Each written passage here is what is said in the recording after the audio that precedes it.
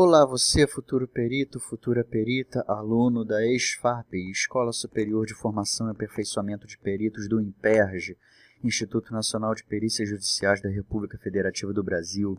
Seja bem-vindo, seja bem-vinda ao curso de Perícia Contábil Financeira Forense, onde aqui você vai sair perito de verdade. Muito embora você saiba que o nosso curso de Perícia Financeira seja exclusivamente oferecido na modalidade online com aulas ao vivo, entretanto, nesse momento, a gente resolveu fazer uma aula gravada exclusivamente para poder nivelar o restante da turma a estarem aptos a acompanharem nosso raciocínio. Com isso, vocês vão ser apresentados a EPPTR. O que é EPPTR? É o fundamento de tudo, é o início de tudo, é o ponto zero da nossa formação. E para você que não é nosso aluno, que não sabe o que é EPPTR, então fica já o convite para vocês, porque a gente vai tratar disso só dentro de sala de aula. Então vamos lá, vamos comigo. Hoje na nossa aula a gente vai tratar de 6 capítulos. Introdução, depois a gente vai partir para polinômios, depois a gente vai partir para propriedades matemáticas, depois a gente vai partir para a introdução às funções, depois a gente vai partir para equações de primeiro grau e, finalmente, a gente vai terminar com equações de segundo grau. Sim, você deve estar pensando, equações de segundo grau, exatamente, a fórmula de Bhaskara.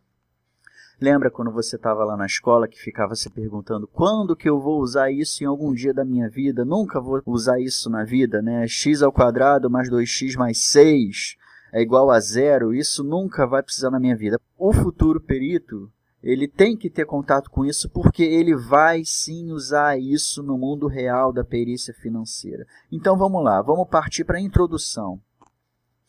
Quando a gente fala da introdução, aí a gente pensa logo, quem pode ser perito financeiro no Poder Judiciário? Ou seja, emitir laudo e parecer técnico financeiro, assinar esses documentos. A legislação, vamos revisitar um pouco ela. A legislação diz que quem pode emitir laudo financeiro é administrador, contador, economista e engenheiro de produção. Só que se a gente parar para pensar, a faculdade de administração ela exige uma análise social. Ciências contábeis, o contador também tem que ter uma análise social. Ciências econômicas, o economista também tem que ter análise social. Engenharia de produção, que também tem uma cadeira muito importante na área de administração, também exige uma análise social. Entretanto, matemática financeira é uma ciência exata, como a gente pode dizer. Então, o que acontece? Acontece que essas 4 áreas de formação que podem emitir um laudo financeiro, que podem emitir um parecer técnico financeiro, eles vão necessariamente ter que revisitar a matéria da escola, a base. Então, a gente vai começar tratando aqui, para nivelar a nossa turma, com os conjuntos numéricos.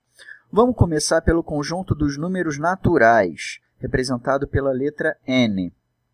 Os números naturais, eles começam do 0 e vão até o infinito positivo. Quando a gente tem aquela notação do asterisco no canto superior direito da denominação dos números naturais, esse asterisco significa que está-se a descartar o número 0. Então, quando a gente fala de n asterisco, estamos falando de 1, 2, 3, 4, 5 em diante, até o infinito. Ou seja, o conjunto dos números naturais vai de 0 em diante, e o naturais asterisco, tira o 0, são só os números positivos. O próximo conjunto que a gente vai trabalhar é o conjunto dos números inteiros, representado pela letra Z. Ou seja, o conjunto dos números inteiros ele vai do menos infinito ao mais infinito, passando pelo 0. Ou seja, menos 3, menos 2, menos 1, 0, 1, 2, 3, 4, 5, 6, até o infinito. Quando a gente for colocar o mais no canto inferior à direita da denominação do Z, a gente está dizendo que a gente está querendo falar dos números inteiros não negativos, ou seja, a partir do 0 até 1, 2, 3, 4, 5, 6, até o infinito. A gente, quando põe o mais aqui, a gente está se referindo aos números não negativos. Por outro lado, quando a gente se refere ao menos aqui no canto inferior à direita, a gente está falando dos números inteiros não positivos, ou seja, do infinito dos negativos até o zero. E seguindo a mesma lógica do que foi tratado no conjunto anterior, o asterisco ele vai excluir o zero, ou seja, temos aqui todos os números inteiros negativos, que vai até todos os números inteiros positivos, excluindo o zero. Não tem que se falar em zero aqui. Por outro lado, se a gente fizer a combinação do z asterisco com os não negativos, necessariamente a gente está falando dos números positivos. Ou seja, essa denominação do z com asterisco com os não negativos vai ser 1, 2, 3 até o infinito, e isso vai ser igual aos números naturais, tirando o zero, como já pode ser percebido facilmente. E, por outro lado, seguindo a mesma lógica, quando a gente coloca o negativo no canto inferior à direita e a gente põe um asterisco tirando o zero, estamos falando dos números negativos, ou seja, do infinito até o 1. Como tem um asterisco aqui, a gente exclui o zero. O próximo conjunto de números que a gente vai trabalhar, ainda dentro da nossa introdução, é o conjunto dos números racionais. O que é um número racional? Números racionais são aqueles números que podem ser obtidos sob a forma de uma fração, ou seja, A sobre B. E aí, quando a gente fala dos números racionais, a gente vai denominar eles como a letra Q, certo? E aí é seguindo a mesma lógica que foi seguida até agora em relação aos símbolos, em relação às denominações. Aqui estamos falando dos números racionais não negativos, incluindo zero. Aqui estamos falando dos números racionais não positivos, incluindo zero. E aqui a gente vai excluir o zero, de modo que a gente vai poder fazer a mesma combinação que foi feita anteriormente. Esses são os números racionais. Os números irracionais, eles são números decimais não exatos com uma representação infinita e não periódica. Aí a gente vai ter que revisitar, por exemplo, o conceito de dízima periódica. O que é uma dízima periódica? Dízima periódica é um número, eu vou chutar aqui, por exemplo, o número 2. E aí, depois da casa decimal, a gente sempre vai ter alguma coisa que se repete. 01, 01, 01, 01, 01, infinitamente. Da mesma forma que eu botei para repetir 01, eu poderia botar para repetir só o 3. Aí ficaria 2,3333333 infinitamente. Ou seja, o conjunto dos números irracionais, a gente está tratando de dízimas não periódicas. Ou seja, aqui nesses exemplos não tem nada que vá se repetir. 27, 96... 5, 3, ou seja, são números que não têm repetição. Aqui, 30, 40, 50, são números que não têm repetição. O conjunto dos números reais, ele é o conjunto de todos os números vistos até agora. Ou seja, estamos tratando necessariamente de um grande conjunto dividido em vários subconjuntos, e quem não for número real vai ser um número complexo, ou então números imaginários, como a gente vê aqui. Se a gente for se lembrar da raiz quadrada, por exemplo, a raiz quadrada de 9 vai ser igual a 3. Por quê? 3 vezes 3 é igual a 9. Então, a gente daqui já consegue perceber que não tem como a gente botar esse número dentro da raiz quadrada como sendo um número negativo. E o que a matemática técnica resolveu fazer? Para superar esse tipo de problema, os matemáticos resolveram criar um mecanismo utilizando as propriedades da radiciação. Ou seja, uma raiz quadrada de menos 9, você pode fatorar ela em menos 1 vezes 3 elevado ao quadrado. E aí, quando a gente for separar isso aqui, que é possível, uma propriedade da radiciação, a gente vai chegar no resultado de raiz quadrada de menos 1 vezes raiz quadrada de 3 ao quadrado. Ou seja, isso aqui vai resultar em 3. isso daqui não tem resposta. Então, esse sem resposta aqui, os matemáticos resolveram chamar de I, que é um número, na verdade, imaginário, ou seja, estamos diante de uma superação fictícia da impossibilidade matemática, de forma a possibilitar, entre aspas, a solução dessa equação teoricamente sem solução. Então, a partir do momento que você tem 3, isso aqui vira I, isso aqui vira um I vezes 3, que é igual a 3I. Foi o cálculo que a gente fez agora há pouco. Então, para a gente matar a nossa introdução, a gente tem os conjuntos de números. Os reais, que vão pegar todos, exceto os complexos ou imaginários, que são outro subconjunto. E aí a gente vai ter os racionais e os irracionais. Dentro dos racionais, a gente tem o subconjunto dos números inteiros, e dentro do subconjunto dos números inteiros, a gente ainda tem o subconjunto dos números naturais. Então, vamos partir, né? Aonde esse conhecimento se encaixa no mundo real da perícia? Bom, para responder essa pergunta, eu vou trazer uma frase. A venda de bens móveis se aperfeiçoa com a tradição. O que é que isso significa? Se a gente colocar um leigo em direito para ler para a gente essa frase, ele vai entender uma coisa totalmente diferente do que essa coisa está falando quando a gente está falando no vocabulário jurídico. Um advogado vai entender nessa frase uma coisa, enquanto o leigo vai entender nessa frase outra. Ora, doutores, se a gente está querendo trabalhar no judiciário como perito financeiro, seria muita inocência da nossa parte acreditar por um instante que a gente não precisaria dominar o vocabulário jurídico. Por quê? Porque a gente está no ambiente deles, a gente está na casa deles, então a gente precisa dominar. E só para vocês terem noção do que a gente está querendo passar aqui, da mensagem que está querendo ser passada, por exemplo, a venda de bens móveis se aperfeiçoa com a tradição. O que é que isso significa? Aperfeiçoar não é ser melhor. Aperfeiçoar, quando a gente está no vocabulário jurídico, significa que todas as etapas de criação daquele ato foram concluídas, de modo que aquele ato já está capaz de surtir efeitos no mundo real. E tradição, no mundo jurídico, no vocabulário jurídico, significa a troca. Ou seja, em outras palavras, se eu vou comprar de você um lápis, o que eu preciso fazer? Eu preciso te dar o dinheiro e você me dá um lápis. Ou seja, esse tradição é a troca, vem de trade.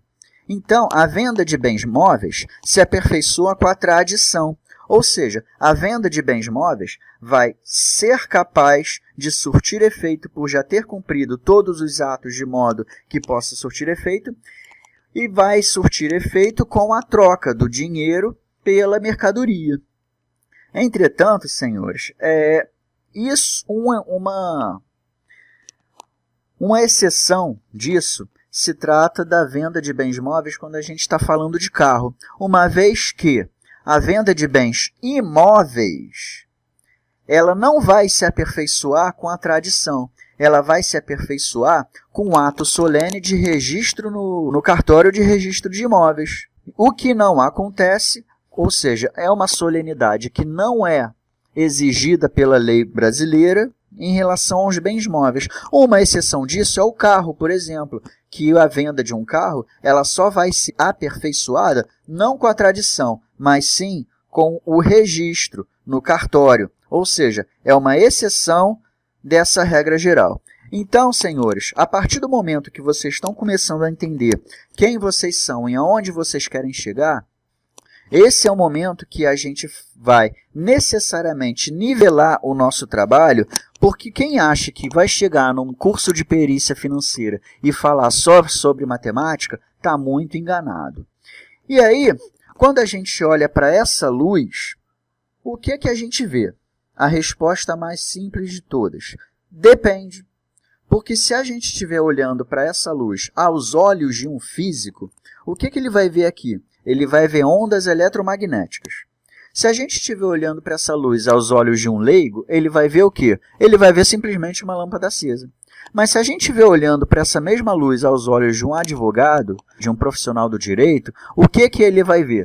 Ele vai ver uma prestação de serviços. Então é isso que a gente precisa embutir na cabeça dos senhores para que vocês entendam que a atribuição do perito muitas vezes vai simplesmente se traduzir no próprio exercício de tradução da matemática para o juridiquês. Então, nesse sentido, não tem como. O perito ele tem que dominar o vocabulário jurídico.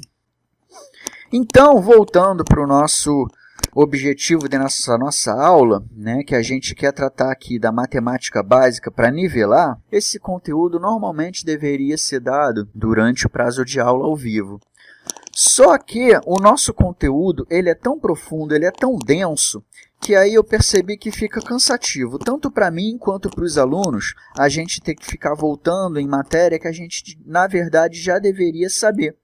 Portanto, essa aula online e gravada, ela é, na verdade, um pré-requisito para a gente consiga começar as nossas análises. Ou seja, se você, futuro perito, futura perita, não dominar o que a gente está aqui, não adianta nem partir para as nossas aulas ao vivo. Porque o nosso tempo ao vivo ele tem que ser realmente utilizado de forma a fazer você crescer, a fazer você andar para frente, para se tornar um perito de verdade. Enquanto a matemática básica, aqui a gente vai estar andando para trás. Então, eu parto do princípio que você, quando entra na nossa sala de aula, você já sabe de tudo isso que a gente está falando aqui. Porque se você não souber disso, você realmente não vai ter a mínima condição de acompanhar os nossos raciocínios que vão ser desenvolvidos em sala de aula. Beleza? Então, vamos comigo. Já matamos a introdução, vamos tratar agora dos polinômios. Lembra o que é polinômio? As 4 operações fundamentais da aritmética. Cara, isso aqui me faz lembrar o professor Girafales, né? Dizia eu que a aritmética, né? Enfim. As 4 operações fundamentais da aritmética: adição, subtração, multiplicação e divisão. Todo mundo aqui, se quer ser perito, sabe com certeza o que é isso. Então, aqui a gente não vai falar que 1 mais 1 igual a 2. A gente vai tratar, para você entender os cálculos que vão ser feitos nas nossas aulas ao vivo, a gente vai precisar de você que você saiba das propriedades da matemática, comutativa, associativa. Só que aqui a gente não tem a menor pretensão de que você saiba o nome da propriedade. O que a gente precisa que você saiba é efetivamente a propriedade matemática, né? Vamos botar isso no plural. As propriedades matemáticas. Então, vamos lá. Vamos começar do fácil. Vamos começar do mole. A mais B é igual a B mais A. Ou seja, 2 mais 1 é igual a 1 mais 2. Né? A mais B mais C vai ser igual a mais B mais C, que também vai ser igual a mais B mais C. Né? Tá tranquilo? Tá tranquilo. Por enquanto, tá tranquilo. E a mesma coisa vale para a subtração com algum detalhezinho. Se eu tenho aqui o A maior que o B, vamos supor que A menos B vai dar C. Ou se eu botar B menos A, também vai dar C, só que com sinal contrário. Então, a gente já vai atrair aqui o conceito de módulo. De A, de menos A, vai ser sempre igual a A. Até agora está tranquilo, né?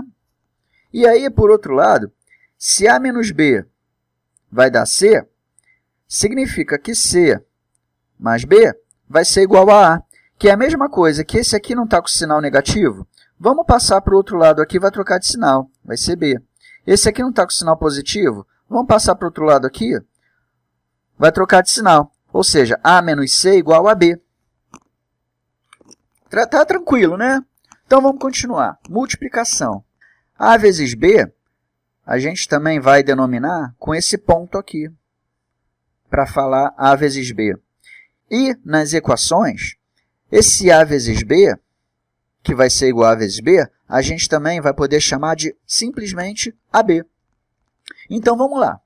AB vezes C vai ser a mesma coisa do que BC vezes A, que também vai ser a mesma coisa do que ABC.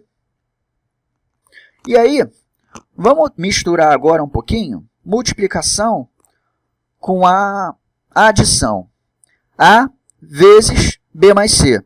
Qual o procedimento correto? A vezes B e A vezes C. Qual o sinal de C? É positivo? E aqui, qual o sinal escondido de B? Também é positivo? Então fica AB, não vai trocar de sinal, mais AC. Percebeu? Voltou? Lembrou? Isso é importante. Ou seja, no exemplo clássico, o que é 3 vezes 6? É 3 mais 3 mais 3 mais 3 mais 3 mais 3 contado 6 vezes, que é sinônimo de se falar 6 mais 6 mais 6, contado 3 vezes, ambos não igual a 18. Né? Vamos falar agora um pouquinho da divisão.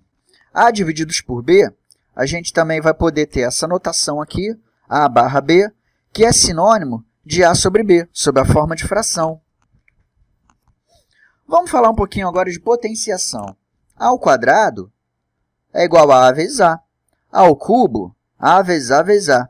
A à quarta, A vezes A vezes A vezes A 4 vezes. Vamos falar um pouco de radiciação.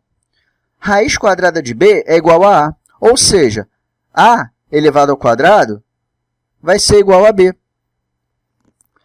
E se for a raiz cúbica? É a mesma coisa. A elevado ao cubo vai ser igual a B.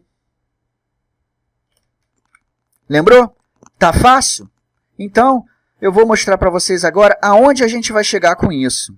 Por exemplo, se a gente está aqui falando de uma perícia financeira, a gente vai falar necessariamente dentro de um empréstimo bancário. E um empréstimo bancário, normalmente de 36 prestações, vai ser isso aqui que a gente vai ter que calcular.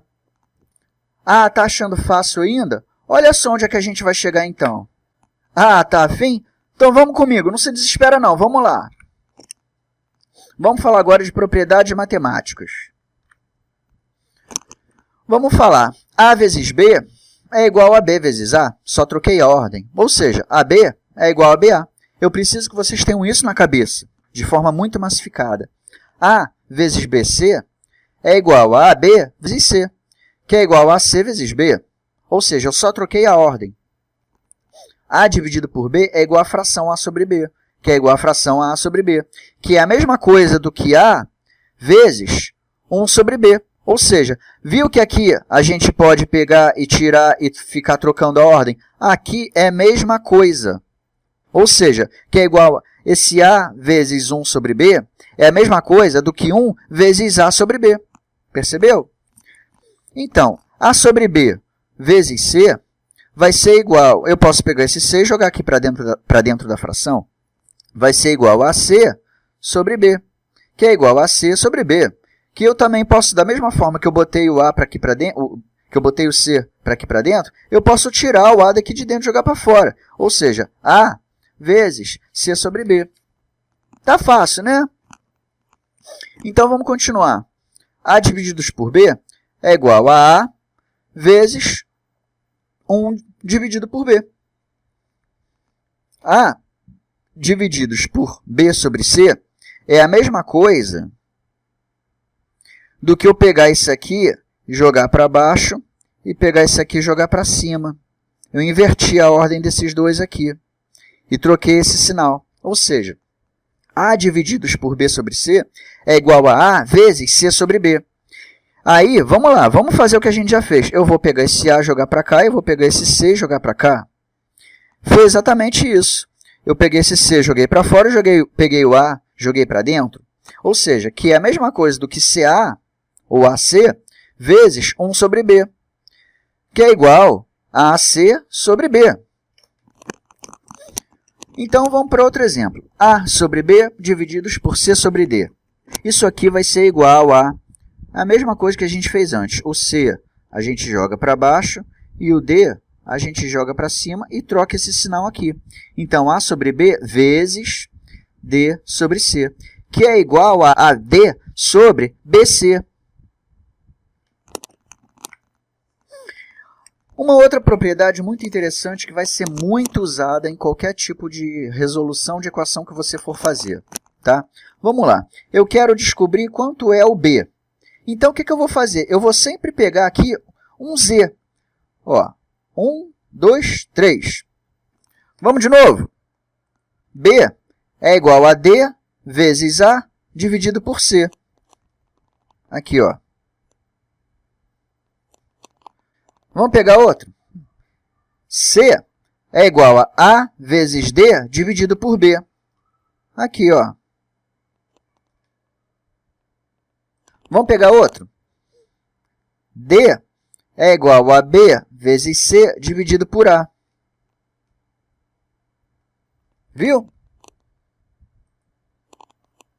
E vamos pegar o último aqui. O A vai ser igual a C vezes B dividido por D. Então, perceberam que a gente sempre vai fazer assim. A gente vai pegar o do lado, fazer um Z e vai para o outro, sendo que a primeira vai ser sempre multiplicação, depois a divisão. Então, vamos lá.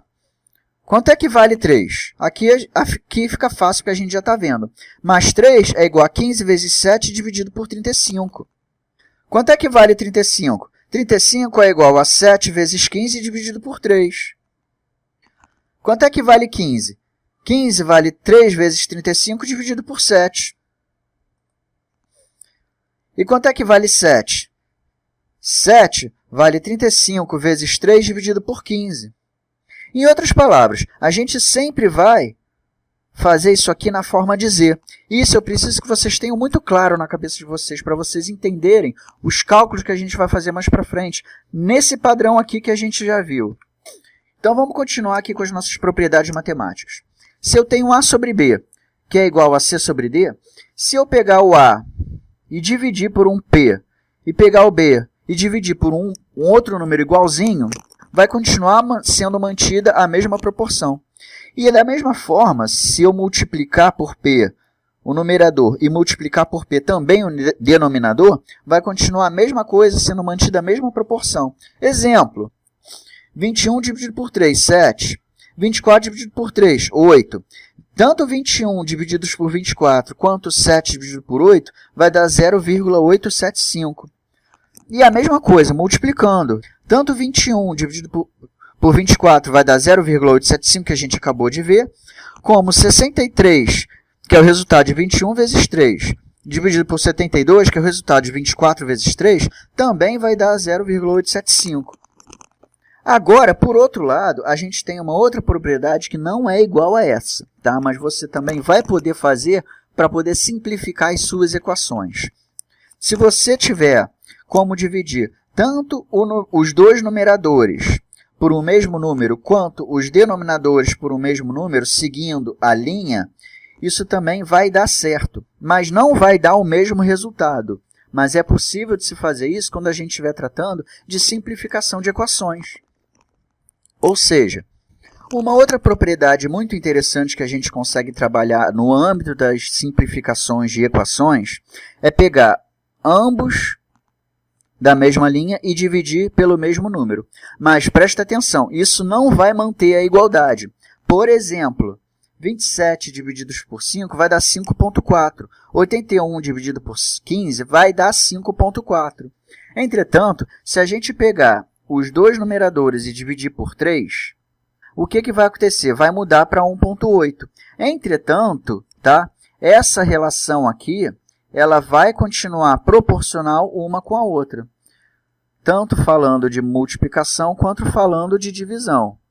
Volto a reforçar, esse resultado aqui vai dar diferente, mas no âmbito de uma simplificação de equações, a gente pode usar tanto na mesma linha em relação ao numerador e ao denominador, porque vai continuar mantendo a proporcionalidade, não o do resultado final. Como a gente pode estar vendo aqui, a mesma coisa do que a gente viu. A gente está trabalhando em linha, só com os numeradores, e aqui no caso só com os denominadores.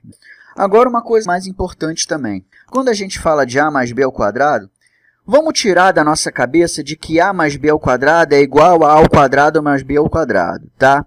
Isso a gente já tem que estar lembrando desde a nossa escola, já tem que estar na massa do nosso sangue. A mais b ao quadrado vai ser igual a ao quadrado mais 2ab mais b ao quadrado. E aí, daqui a gente tira que a ao quadrado mais b ao quadrado vai ser esse daqui menos esse aqui. Fez sentido? Por outro lado, a menos b ao quadrado vai dar a ao quadrado menos 2ab mais b ao quadrado. Lembra que antes a gente está falando de mais, né? Quando a gente está falando de soma, aqui vai ser mais 2ab. Quando a gente está falando de subtração, aqui vai ser menos 2ab.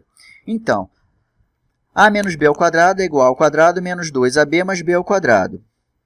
Ou seja, a ao quadrado mais b ao quadrado, a gente vai levar eles para cá, vai ser igual a ao quadrado menos b ao quadrado mais 2ab. Fez sentido? Ou seja, a tradução, 5 ao quadrado mais 2 ao quadrado vai dar 5 menos 2, 3 ao quadrado, que vai dar 9, mais 2 vezes ab. Ou seja, o a, quanto que é? 5. E o b, quanto que é? 2. 5 vezes 2, 10. Vezes 2, 20. 29. Certo? Isso aqui tem que estar na massa do sangue também. Ou seja, qual é a grande conclusão que a gente tem? A ao quadrado mais b ao quadrado vai ser igual a menos b ao quadrado mais 2ab, que também é igual a a mais b ao quadrado menos 2ab. Percebeu? Então, esse é igual a esse. Vamos partir para mais uma propriedade matemática. Se eu tenho o mesmo número aqui embaixo, e eu vou multiplicar uma exponenciação, eu vou manter esse número e vou simplesmente somar esses dois. Ou seja, a elevado a b vezes a elevado a c vai ser a elevado a b mais c. E a mesma coisa a gente pode trazer em relação à divisão, porque aqui foi multiplicação. Em relação à divisão, a gente vai ter a elevado a b divididos por a elevado a c, o resultado vai ser a elevado a b menos c. E testando isso na prática, né? 2 ao quadrado, 4. 2 ao cubo, 8. 4 mais 8, 4 vezes 8, 32. Que também é igual a 2, elevado a 2 mais 3, 2 elevado a quinta, que também é igual a 32. E a mesma coisa a gente vai falar em relação à divisão, só que agora com números para mostrar. O que é mais fácil para a gente calcular? A gente fazer dessa forma aqui, que vai dar 2 elevado a 12 igual a 4, ou fazer essa conta de divisão aqui. Pô, não tem nem que se comparar, né? Macete.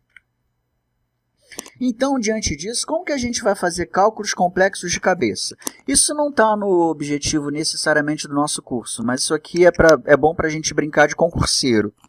40 vezes 12 de cabeça, como é que a gente faz? 40, a gente vai separar em 4 vezes 10 vezes 12. E aí, a gente vai separar dessa forma aqui, 4 vezes 12 vezes 10. Então, 4 vezes 12 a gente sabe que é 48. Vezes 10, simplesmente vai botar mais um zero atrás. Que no final é exatamente o que a gente fez. 12 vezes 4 dá 48, com um zero atrás. Por quê? Porque está multiplicando por 10. Vamos dificultar um pouquinho mais? E quando a gente está falando de 41 vezes 12, para você fazer de cabeça? Você vai pegar vezes 12, e 41 você sabe que é 1 mais 40. Então, o que você vai fazer? 12 vezes 1 mais 12 vezes 40. 12 vezes 1, a gente sabe que é 12. Então, reserva ele na sua cabeça. E 12 vezes 40 foi o que a gente acabou de fazer. 12 vezes 40 vai ser 48 com zero atrás, por causa desse zero aqui. Então, 480 mais esses 12 que a gente reservou vai dar 496. Perceberam? Isso sem precisar de calculadora. Vamos continuar agora com as propriedades matemáticas, agora tratando um pouco de radiciação. Ou seja, se a raiz césima de A é igual a B, isso significa que eu elevo B a césima potência, que vai ser o resultado de A. Ou seja, B elevado a C vai ser igual a A. Ou seja, A, raiz césima de A elevado a B, é a mesma coisa do que falar também A elevado a B sobre C. Está aqui. Por outro lado, uma raiz de uma fração vai ser igual a raiz do numerador sobre a raiz do denominador. Isso tudo são propriedades que a gente já tem que ter de cabeça desde a época da escolinha. E aqui eu tenho uma raiz enésima. Se eu pegar e multiplicar o n por um p e o m por outro p, vai ser igual a mesma proporção, ao mesmo valor do que se não tivesse nada. Ou seja, da mesma forma que a gente pode multiplicar por um p fixo, a gente também pode dividir por um p fixo para simplificar a nossa equação. Se eu tenho raiz enésima de A e a raiz enésima de B, multiplicar uma pela outra, vai ser a raiz enésima de A vezes B. Porém, isso não vale quando a gente está falando de soma e subtração. Ok? Isso também tem que ficar muito claro. E se a gente elevar a raiz enésima de A a m potência, a potência de m, a gente pode pegar esse aqui que está fora e levar para dentro da raiz enésima. Percebeu? E se, por exemplo, a gente vê a raiz da raiz, a gente vai pegar a radiciação maior e multiplicar pela radiciação menor com a mesma radiciação. Isso também é macetinho que faz a gente ganhar muito tempo e, mais do que isso, faz com que vocês tenham condições de entender os próximos passos que serão tomados a partir das nossas soluções agora, quando a gente falar realmente da parte matemática da perícia financeira. Introdução às funções é o nosso próximo capítulo de agora. Bom, primeiro a gente precisa falar o que é uma função. Tá? A primeira forma de se falar de uma função, que é a forma mais básica, a gente vai imaginar que a função, na verdade, é uma fábrica, certo? Então, se você imaginar uma fábrica de pneus, você vai ver que 3 kg de borracha vão ser inseridos nessa fábrica, processados aqui dentro, e dali você vai constituir 13 pneus. Se eu pegar 7 kg de borracha, a partir do momento que essa borracha entra na fábrica e é processada, vai sair de lá 21 pneus. E a mesma coisa, proporcionalmente falando, se a gente trouxer 15 kg de borracha para dentro dessa fábrica, essa borracha vai sofrer um processamento e dali vão sair 37 pneus, certo? A função é exatamente a mesma coisa, né? Sendo que a gente vai trazer isso aqui para um número variável de x e do outro lado a gente vai trazer um número variável de y. Ou seja, necessariamente a gente está diante de um cenário em que y depende de x. Percebeu? Ficou fácil agora? Então vamos lá, o fato de y depender de x faz com que o y seja calculado em função de x. Por causa disso, y ganhou uma notação própria de f de x, que vem justamente disso aqui, em função de. Então, vamos lá, vamos trazer o nosso exemplo da fábrica ainda, né? No caso da nossa fábrica de pneus, a gente vai ter a mesma relação. 3 kg de borracha viram 13 pneus, né? F de 3 vai ser igual a 13. Se 7 kg de borracha viram 21 pneus, então f de 7 vai ser 21, né? Ou seja, y é igual a f de x, lembrando, né? Então, se 15 kg de borracha vão dar 37 pneus, isso significa que y é igual a 37 e f de 15 vai dar 37. Ou seja, para a nossa fábrica, a gente tem como verdadeira a relação y é igual a f de x, primeiro ponto, e o segundo ponto, f de x é igual a 2x mais 7. Então, vamos lá. Quando x é igual a 3, quanto que vai ter? 2 vezes 3, 6, mais 7, 13. Y vai ser 13. De novo, com 7. Quando x é igual a 7, 2 vezes 7, 14, mais 7, 21. Y vai ser 21. Quando x é igual a 15, 2 vezes 15, 30, mais 7, 37. Y vai ser 37. Percebeu? Ficou fácil? Então, fica muito clara a função quando a gente olhar para ela como se fosse uma fábrica, onde o x variável ele vai entrar, vai sofrer um processamento e vai sair um produto que se chama y, que também é sinônimo de f de x. Porque esse valor aqui ele vai ser calculado em função desse daqui. Ambos vão ser variáveis. Variando esse, varia esse. Bom, esse é o conceito de função. Vamos falar agora de equações de primeiro grau. Tá? O que é equação de primeiro grau? É exatamente uma função, conforme a gente acabou de ver, sendo que em algum momento da vida, um matemático ele resolveu trazer o conceito de equação, porque equação vem de igual. Então, na verdade, é a igualdade de x para com f de x. Sobre as equações, elas vão ter algumas espécies de classificação. A matemática resolveu chamar como equação de primeiro grau toda a função em que a variável x é elevado a 1, ou seja, a exponenciação de x vai ser no valor de 1. Por outro lado, uma equação de segundo grau, sempre que eu tiver o x com o grau 2 de exponenciação, isso aqui vai ser uma equação de segundo grau. E se a nossa equação, se o x for elevado à exponenciação de 342, Então, vai ser uma equação de, sei lá como é que se fala 342 em ordinal, números ordinais, mas vai ser de grau 342. Ou seja, y vai ser f de x, em que x é elevado a 342. Gente, isso aqui, 342, a gente viu na escola até a equação de segundo, terceiro, quarto grau. Mais do que isso não dá para fazer pela mão, precisaria de uma máquina. Agora, considerando que a gente está falando aqui de uma coisa meio esdrúxula, pelo que a gente viu na escola, x elevado a 342. O que isso tem a ver com a perícia contábil financeira, forense?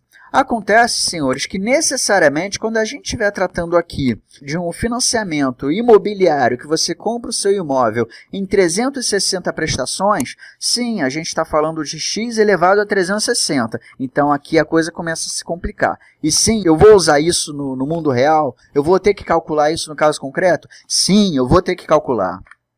Em algum dia da história, os matemáticos definiram que uma equação de primeiro grau possuía a seguinte fórmula geral, voltando aqui à função.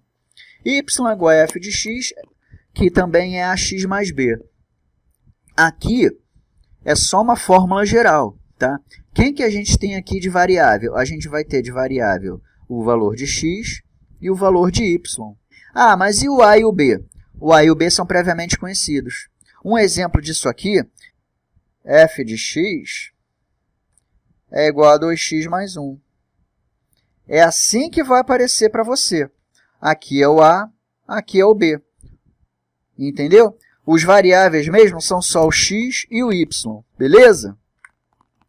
Nessa representação, como foi falado, o A e B vão ser sempre fixos. E o x e y vão ser sempre variáveis. Como voltei a dizer, isso aqui é apenas uma fórmula geral de representação. Um exemplo de y é igual a f de x, que é igual a x mais b. É o que a gente já calculou da nossa fábrica, do início de explicação. 2x mais 7. Aqui é o a, aqui é o b. E quem que é variável? Vai ser variável o x e o y. Só que em algum dado momento da história, os matemáticos quiseram fazer um jeito de resolver isso aqui. E como é que se resolve isso? Porque eles quiseram, e simples assim, a explicação é porque eles quiseram, eles igualaram isso aqui a zero. E quando você iguala isso aqui a zero, aí a próxima pergunta é, se o y for igual a zero, qual que é o valor de x? Então, vamos lá, 2x mais 7 igual a zero. Então, o 7 está somando, eu passo para esse lado de cá do igual, com sinal trocado. Então, 2x é igual a menos 7, ou seja, eu passo agora esse 2 para cá que está multiplicando, eu passo para cá dividindo. Ou seja, x é igual a menos 7 dividido por 2, que vai ser igual a menos 3,5. Então, vamos lá. Quando y for igual a zero, o x vai ser menos 3,5. Vamos testar? Menos 3,5 vezes 2, quanto dá? Menos 7. Menos 7 mais 7? 0. Ficou fácil? Então, quando o y é igual a 0, os matemáticos nomearam esse valor de x aqui, de 3,5, como zero da função ou raiz da função. E aonde que isso tem interesse para a gente? A gente tem interesse que, quando a gente resolver reduzir essa função aqui para um gráfico, a gente vai reparar que esse gráfico aqui ele vai dar uma linha reta e a raiz da função, que é o que a gente acabou de dizer, a raiz da função, o zero da função, por que zero? É porque ele vai cortar o eixo x quando o eixo y for zero. Então, o que acontece? Quando o y é igual a zero, como a gente já falou, o y é aqui, o eixo vertical. O x é o eixo horizontal. Então, quando a gente reduz isso aqui num gráfico, o y, que varia assim, na vertical, o y aqui vai ser zero. E quando o y for zero, o x vai ser um valor aqui. Ou seja, qual é a tradução desse gráfico aqui? A tradução desse gráfico aqui é que, nesse ponto, quando o x for 9, o y vai ser algo em torno de 23. Quando a gente falar que o x vale 5, o y vai ser algo em torno de 17. E quando a gente falar que o x for menos 1, o y vai ser algo em torno de 4. Quando a gente for falar que x é igual a menos 3,5, o y vai dar 0. Ficou claro? Então, agora a gente vai trabalhar um pouquinho mais em relação ao comportamento dos gráficos, tá?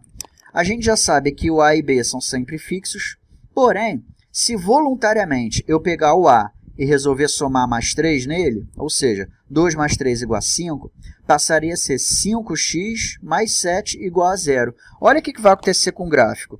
Ele vai correr o ângulo dele, ou seja, ele vai correr aqui no sentido anti-horário. Por outro lado, se eu pegar o A e diminuir 1, aí aqui vai ficar 1 vezes x mais b, ou seja, vai ficar x mais b igual a 0.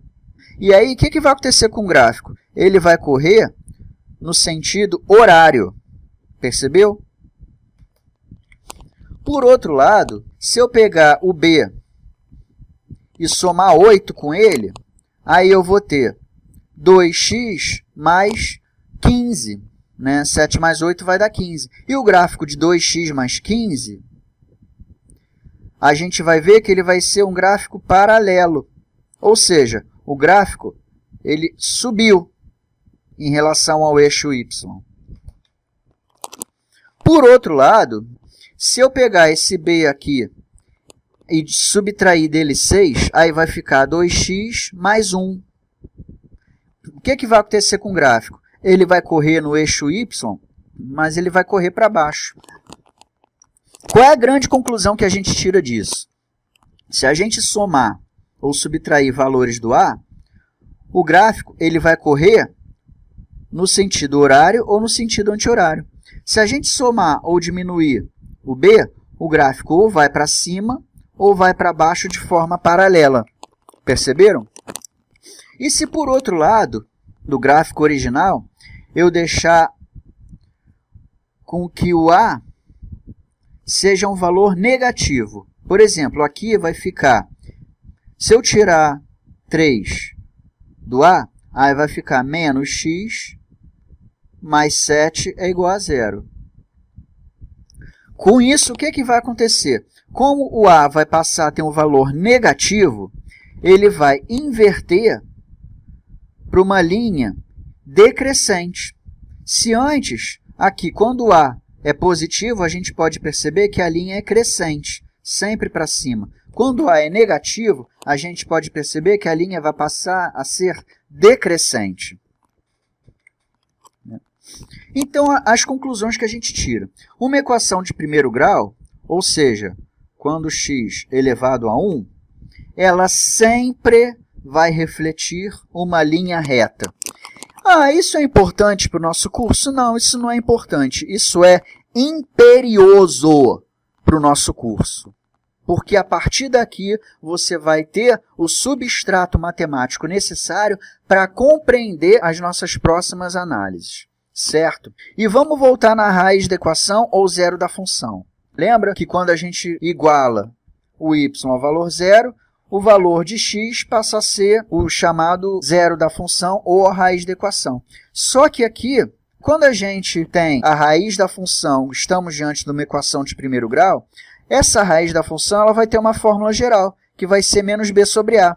Só que isso não é chute, isso é uma pura matemática. Por exemplo, ax mais b igual a zero, se eu passo o b, que está com sinal positivo, se eu passo para o outro lado, ele vai ter que ficar com sinal negativo.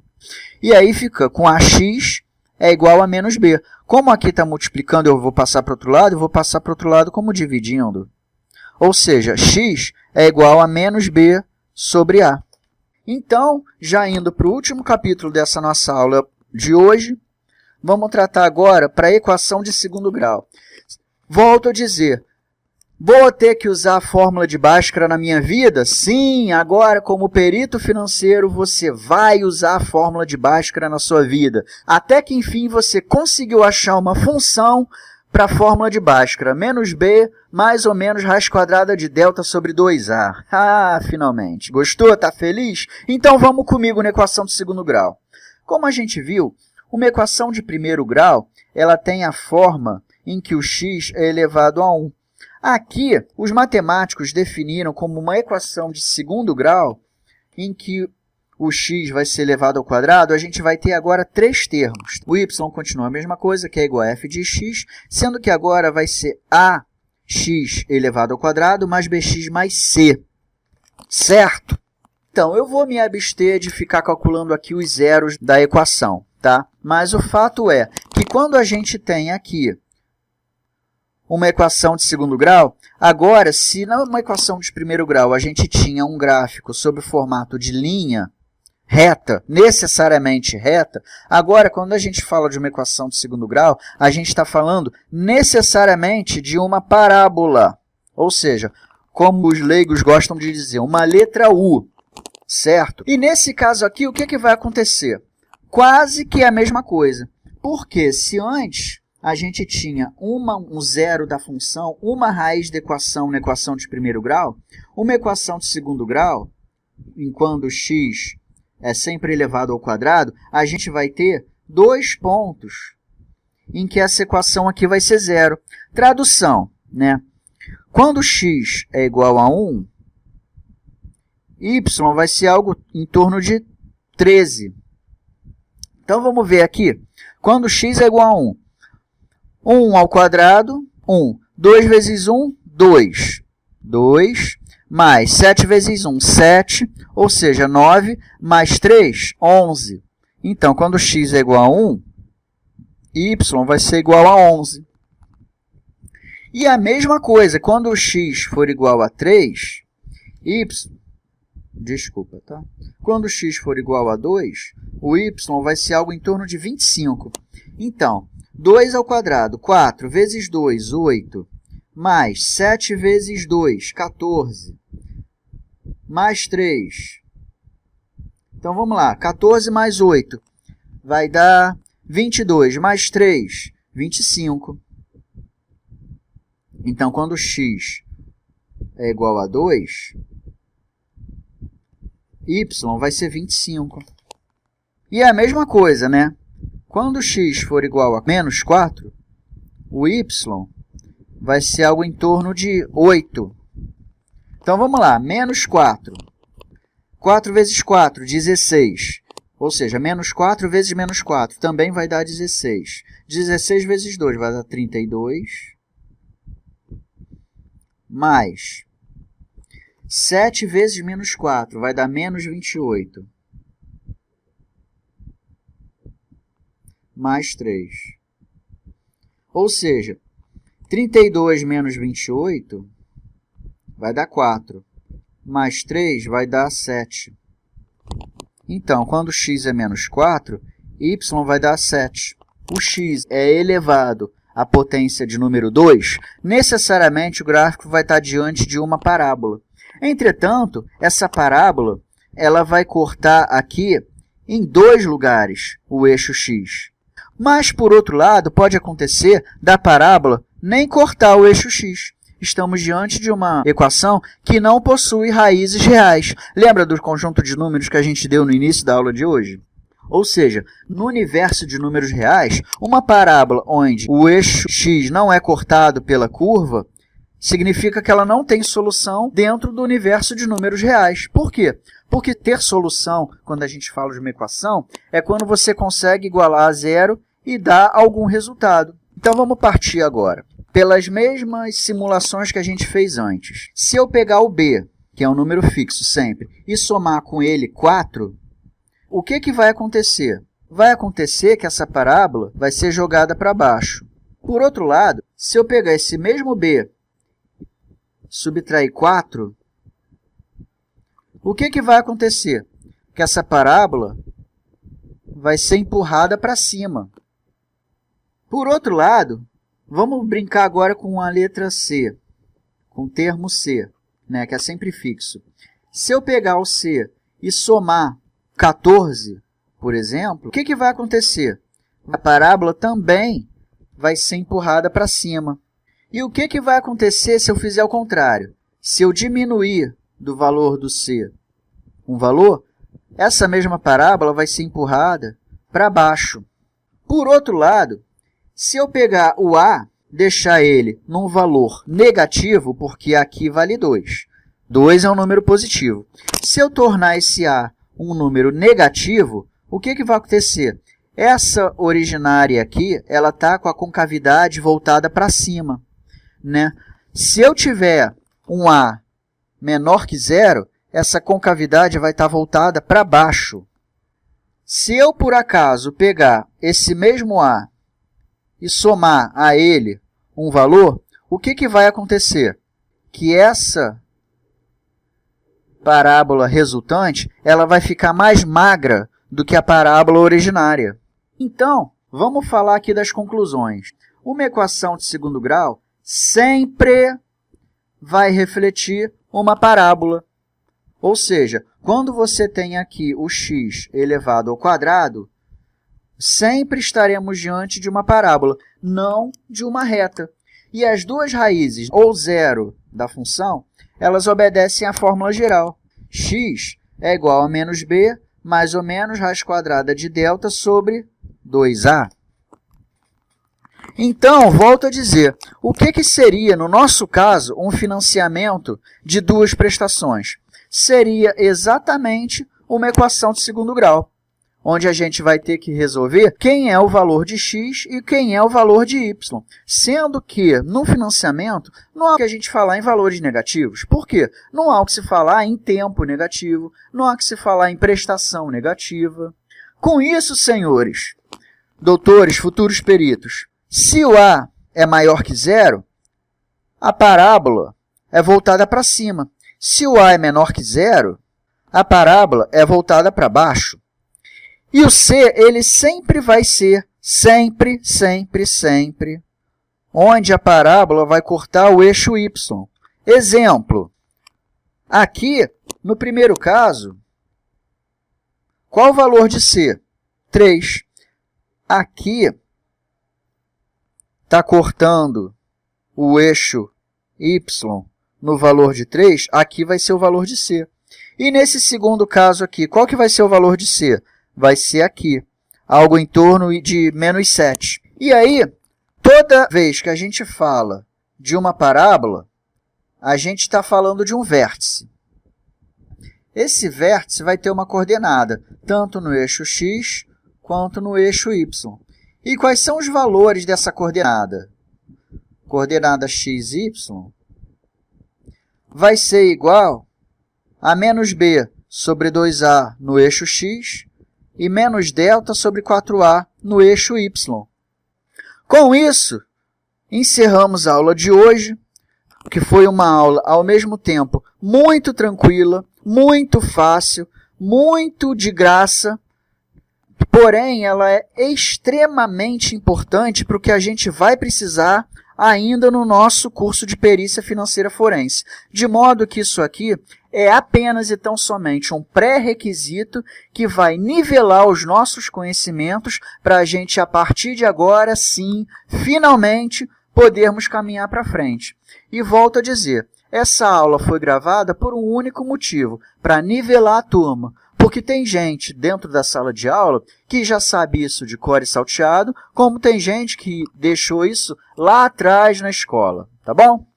Então agora, finalmente, nós podemos realmente caminhar para frente e, em caso de dúvida, a gente não vai precisar ficar usando o nosso tempo de aula, onde a gente vai tecer comentários realmente importantes que vão mudar a vida dos senhores. É o que eu costumo falar. Em sala de aula, eu faço com que vocês consigam ver a luz. Eu não vou, a partir de agora, mais precisar falar disso em sala de aula. E, por outro lado, eu vou entender realmente, definitivamente, que esse pré-requisito agora sim está cumprido, tá bom?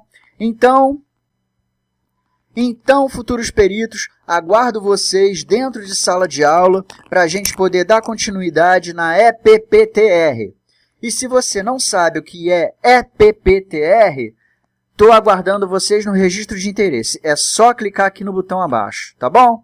Um abraço, fiquem todos com Deus, se cuidem e reúnam as forças porque agora a gente vai andar para frente.